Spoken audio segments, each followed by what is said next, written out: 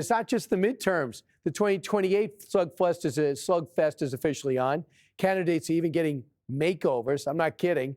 Quote, Democrats are changing their appearances in three main areas. You got fitness. Suddenly they realize it matters. Styling. Some got some gel and some facial hair. Some that can do it are growing it. According to Axios, J.B. Pritzker is walking 5 miles a day, which is 5 miles than he's ever walked in his life, probably. Josh Shapiro ditched the off-the-rack suits. Now everything is custom. Good job, Governor of Pennsylvania. And, of course, Mayor Pete is growing a beard, looking tough, trying to look exactly like Chuck Norris. Will that be effective? Let's be honest. This is a two-horse race. You got Kamala against Gavin. CNN has them on a collision course. It is neck and neck. Right now, Gavin's got the edge, which tells you how bad things are.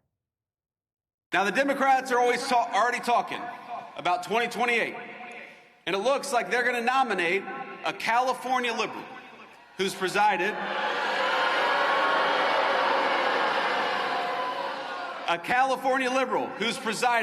over rolling blackouts, open borders, and unchecked violent gangs. They're just trying to settle on whether it's going to be Gavin Newsom or Kamala Harris. Meanwhile, Charlemagne the God, a great guy, says Newsom's got too many skeletons. Watch. It is about how you campaign, but it's more so about how you govern. Yeah. So I think that what people are going to be looking at are people's actual records, right? Like literally. So even if you are able to cut through like a Gavin Newsom is cutting through, people are going to really look at his record because they've seen, what he's done in California. And I think things like people's records are actually going to come back to haunt them, when they decide to run for president. Yeah, haunt them, like how you did in the job you had before you tried to get a better job. Newsom turned a budget surplus into a deficit, let California burn like hell, built a billion-dollar bullet train, went nowhere, not finished, barely started, and turned the Tenderloin Inn to the Walking Dead. You've been around there? But sure, let's put the guy in the Oval Office. The only consistent policy Democrats have left is their TDS, which is Trump derangement syndrome. Stephen A. Smith said, hey, it burned you guys once, it's going to burn you again. They did everything they could to prevent him from being the president. Trump ain't going after these people, man, because of the election. He going after these people because they tried to get him to spend the rest of his life in prison. Yes.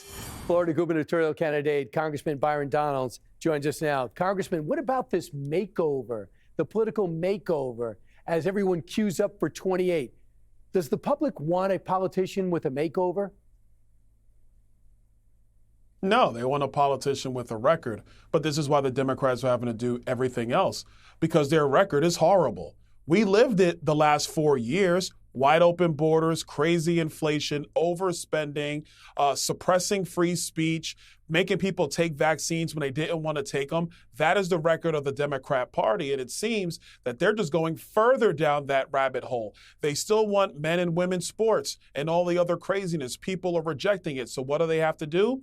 Oh, go get a makeover, go lose some weight, whatever. It's not going to matter at the end of the day because the Democrat Party stands for nothing. They still don't stand for anything except opposing Donald Trump. And that's simply not going to get it done in 2026 or in 2028. But how do you explain Governor Newsom leading the pack? He's changing again. Now he's talking about not giving illegal immigrants free health insurance. He's talking about building up the border and sealing it off. He's changing his tactics, it seems, in order to be more of a national candidate. Is it working? I don't know, and frankly, I don't care. Gavin can run if he wants to. He's the worst governor in America. His record is awful. Everybody knows this. It's also a reason why I think if you look at some of their polling, all these Democrat potential candidates are all within 1-2 points of each other because they're all bad. What is their policy set that's actually going to matter for the American people? Are any one of these Democrats going to go and actually reform the Unaffordable Care Act, aka Obamacare, or change it unilaterally so healthcare premiums actually decrease in the United States? Is any one of them going to embrace nuclear power or natural gas, or dare I say coal, because it's effective, it's cheap, and readily available to lower energy prices for the American people? They're not going to do that. They're going to stick to the radical policies, but they might put more gel in their hair. Not going to matter to people in their lives. Congressman, you know what's changed? No one talks about green energy. No one's talking about the world coming to an end. The oceans are going to overflow the land. Al Gore's prediction of catastrophe if we don't all go to electric cars. Nothing came through. Have you noticed that? Oh, of course I've noticed it. I notice it every day. But so has the American people. They know that in the wintertime, guess what? It still snows. In the summertime, guess what? It's still hot. But at the end of the day, people are trying to make ends meet day to day. They're not thinking about the planet Earth 150 years from now. And by the way, according to these same people, back from the turn of the century, Florida was supposed to be underwater. Listening to these crazy people, people are sick of the dogma. They're sick of the political rhetoric. They want to see action. They want to see results. This is why Florida is the best state in the country. We got the best governor in the country, Ron DeSantis. So when the proof actually hits the road, when people see what's happening in their lives, that's what they choose. They choose it every single day. Congress is a lot different than governor. Why do you think you could do the job?